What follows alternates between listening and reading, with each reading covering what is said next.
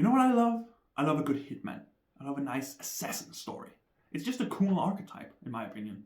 And there is this mythos around the hitman.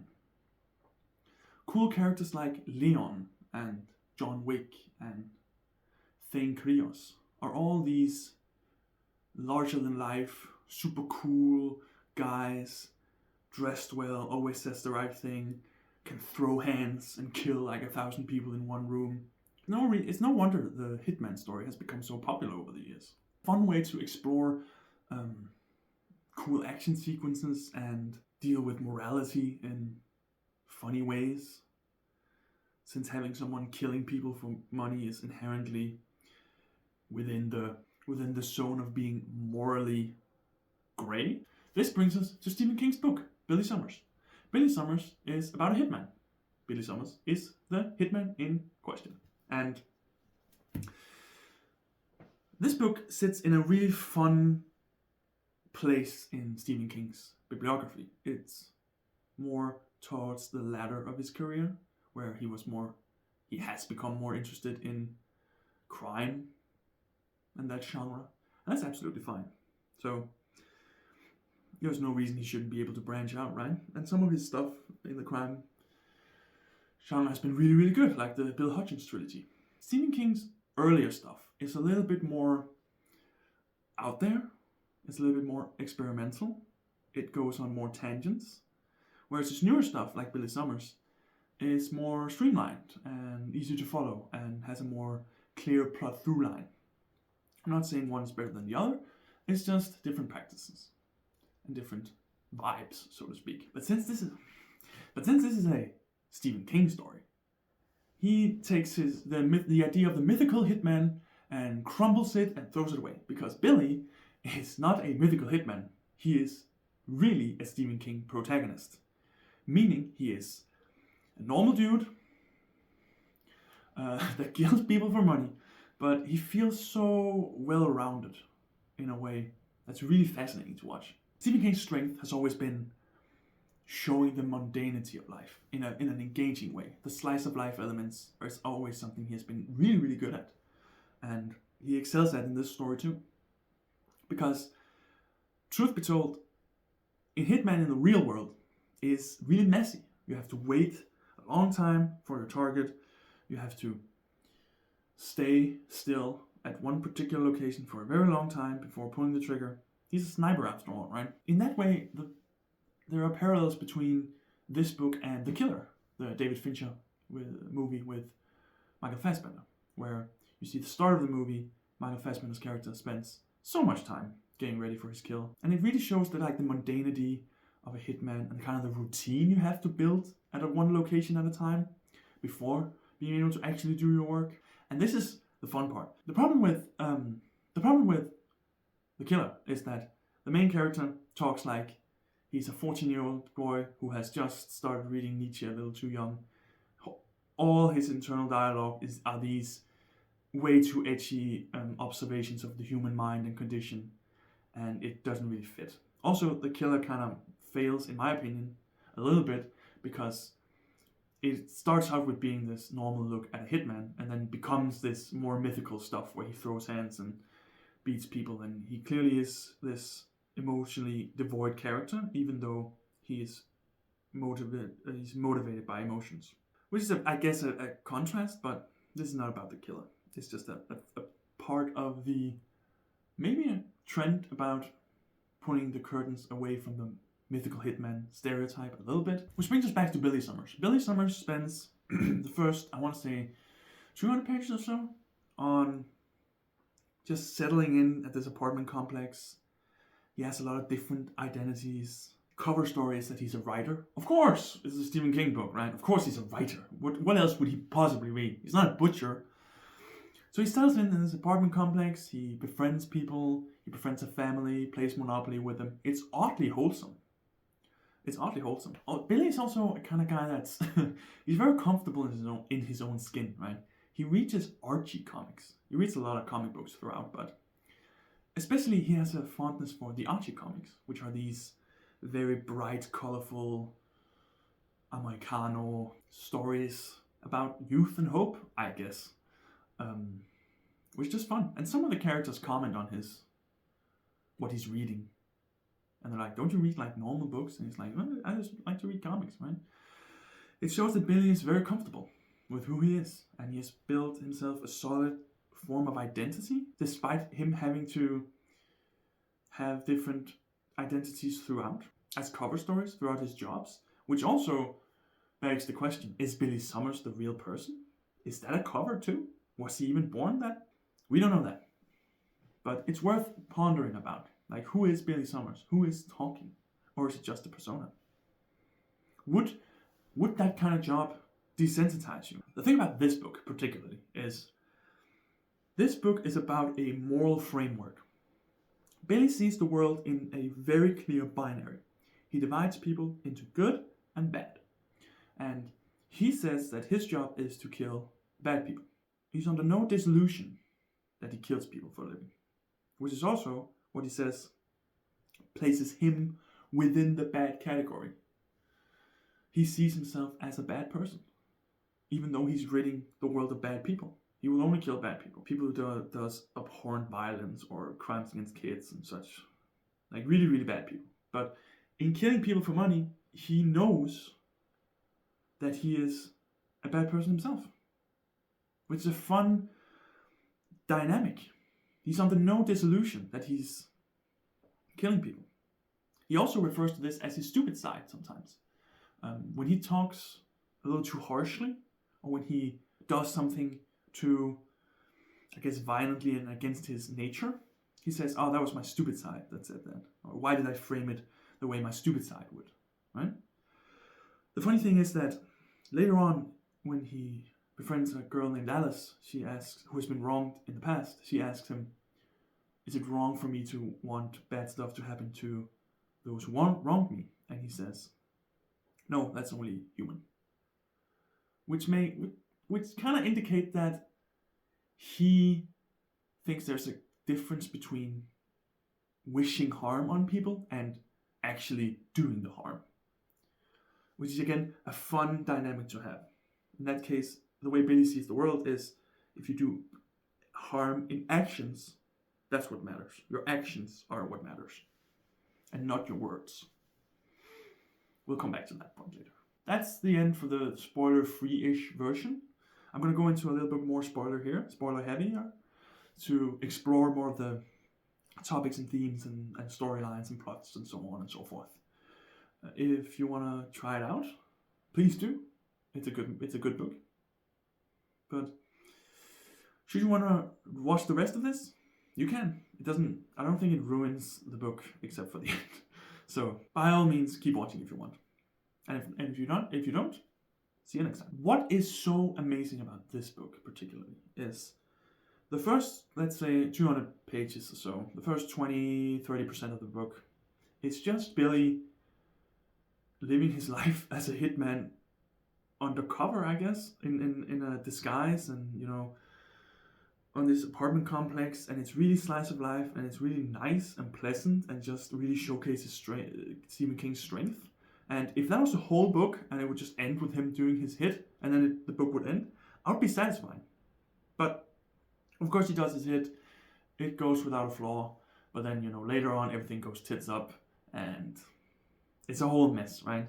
And he encounters this very young woman named Alice, who's been wronged by 3 dudes, right? And of course, Billy helps her get revenge later. The book indirectly talks a little bit about the difference between seeking revenge and seeking justice. It's natural to seek justice, but at what point, if you take it all into your own hands, at what point does it go into revenge? And even though the book doesn't really give a clear answer, I think it's a topic worth pondering as you read it yourself. The relationship between Alice and Billy is what really makes the book work. I'm honestly floored that he would be able to make such a relationship. Because even though there's a big age gap, it doesn't ever feel creepy or forced or unnatural or anything. It starts out as, not trusting each other at all, and then building trust over time, and then developing naturally to something more. And that's honestly totally amazing. And it really is the beating heart of the story. And I think it's the best romance plot he's ever written. I'm not gonna lie. I think it's better than 11/22/63, which is probably the closest. It's either that or this one, right? But it's a caliber on all into itself. It's so well done. It really makes it so that Billy has someone to emotionally grow attached to, even though he tries not to, because she is of course young and has her whole life ahead of her, and he's a hitman on the run, for God's sakes. Like, what are we doing here? And of course, in the end, when now all is settled, he writes a fun little letter saying that she has the world ahead of her, and he takes off in the night. But of course that doesn't happen. He gets wounded, shot, and he never managed to deliver the letter. And Alice watches him die, and that's how the story ends. Which is honestly heartbreaking. I guess it was the only thing that could happen. It wasn't. What am I talking about? You could have written it all sorts of ways. I was kind of sad Billy died, and you know it's a great book once you're like legitimately sad for a fictional character to die. Then you know there's something going on. But I'm also sad at the potential of the relationship never really manifesting. But I guess it wouldn't if he had just left too, right? But I also know that they probably couldn't have been in a relationship because of the situation. So there's a lot of messiness. And of course, life is messy. These things are messy. Love is messy. But it's conveyed so beautifully and oddly elegant. And this brings me back to the point in the beginning. It's his words are, I'm leaving, you have the world ahead of you. But his actions, well, he got shot and died. So there's a difference between his intention and what happened. And I'm not saying that makes him a bad person. It's just really hard to take. I don't know. I guess it depends on your own reading. So that's kind of the emotional bonds, the analysis. Let's talk about a bit of the craft of writing. Because I love talking about the craft of writing. And Stephen King is very good at that. First of all, if you read any review of this book on Goodreads, at least when it came out, there were been a lot of references, or maybe it was on Kindle actually, but I saw a place where all the reviews were pretty much mad that he mentioned Trump too much. This is either during Trump's first presidency or a little bit after, but yeah, that part.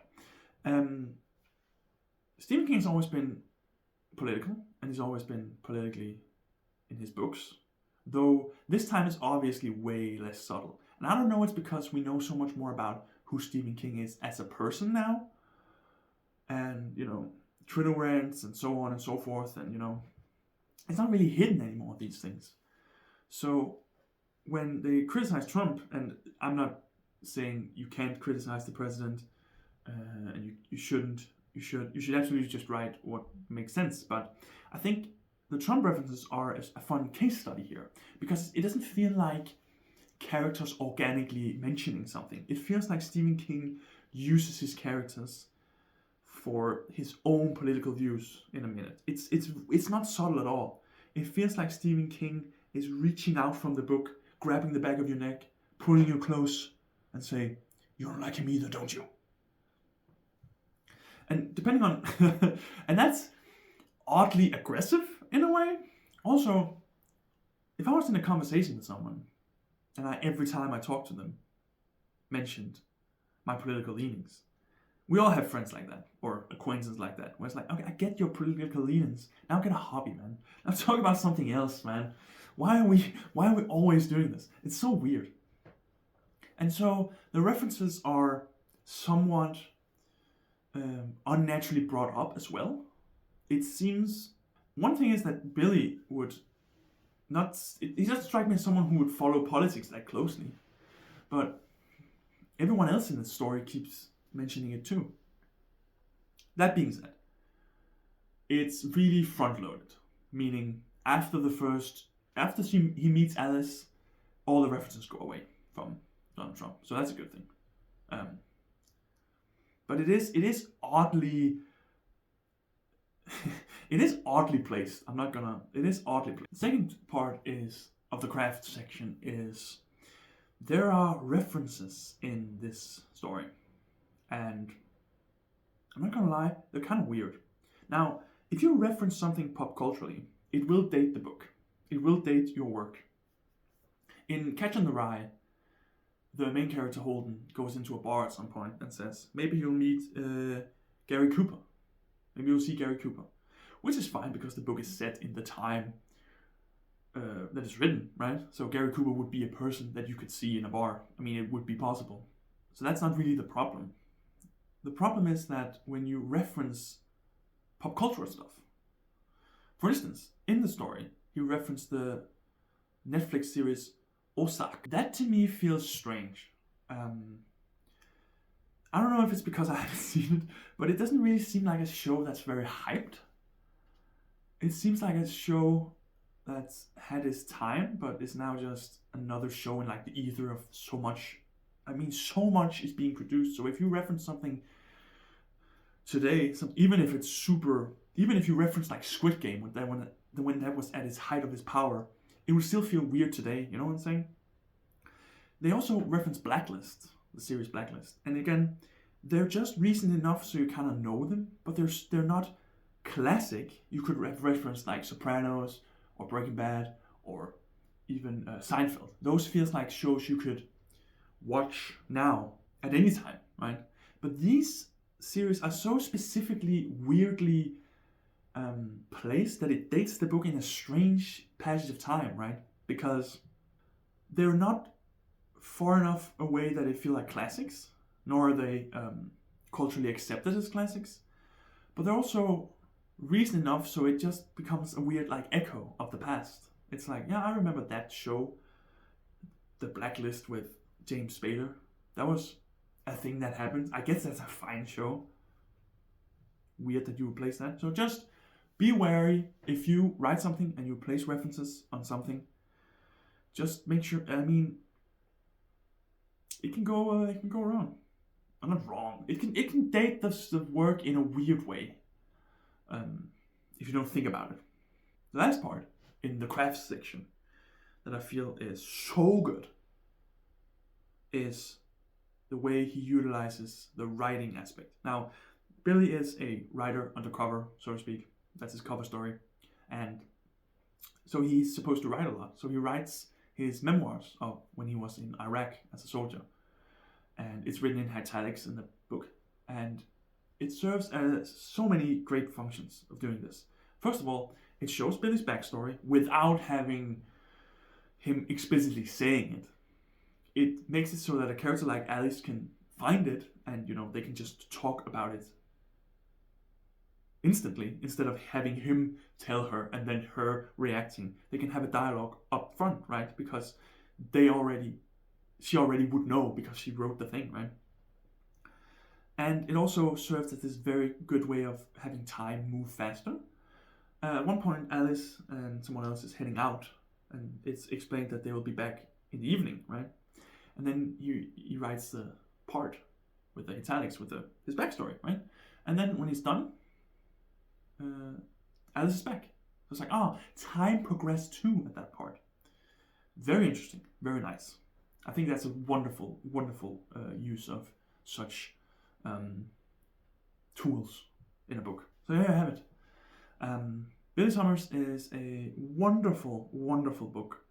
It's grounded, it's fun to read, it has a great relationship that's both natural and endearing, but also doomed to fail, since again, his moral way of looking at it sees himself as a bad guy and her as a good guy. Or as a good person, I should say, and him as a bad person. And that means they can never be together. And so he leaves, and of course he dies beforehand. But it's a tragic story. When I was done, I actually held the book a little bit because I was so moved with the character dynamics, and it's something Stephen King has always been good at. But I'm just floored that he can still deliver it, man. He hasn't lost his edge at all, at all. Of course, there's no supernatural stuff here. It's pretty basic. There are action scenes, but they are more again, not the mythical that he kills 3 people, more like he outsmarts and, you know, a little bit lucky, a pistol jams and he didn't get shot and so on. And then in the end, he does get shot because the mythical hero doesn't exist. The mythical assassin would get shot. Like, a real assassin would get shot if you got into like you can get shot by anybody. You can be the best, but someone can just shoot you. Right? You're not bulletproof. So the book is great. It's bogged down a little bit by some weird references, both pop culturally and politically. But that feels like a small thing, and it also feels like a problem in the beginning more so than the actual end. The rest of the book is 80% of it after the beginning is generally really, really great, and I recommend it a lot. It's difficult in Stephen King's works, right? Because he publishes so much, and he publishes 2 books a year, and they're not small. So a book like Billy Summer, I find, is under discussed because it was just another Stephen King book that just came out, and then you had some quick thoughts and then you moved on. But I thought it was actually worth. I thought it was worth it. I thought it was really great. When I read it, I thought it was one of my top 5. Having time pass, this is why you never film right after you finish a book. Having a little bit of time passing, I don't think it's in my top 5 Stephen King book, but I think it could be comfortably in the top 10 for sure. And yeah, I really liked the book. I really, really enjoyed it. I still don't know how to end videos, so I'm just gonna say bye. Bye.